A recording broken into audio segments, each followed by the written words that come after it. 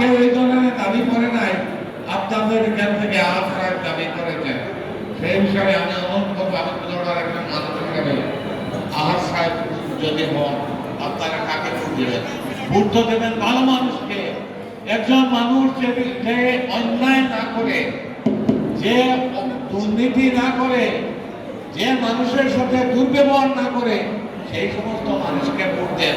সেই গুণাবলী নাম তো জনাব আব্দুল আহাদ কারোর সাথে দুর্ব্যবহার করেননি, সুন্দর ব্যবহার করেছেন, মানুষকে সাহায্য করেছেন, মানুষের সাথে মিলেমিশে কাজ করেছেন। সেই সাথে আমি অনুরোধ করব, আপনারা জনাব আহাদ সাহেবকে আপনারা মনোনয়ন চাই, ম্যাডামের কাছে জনাব তারেক রহমান সাহেবের চাইবেন।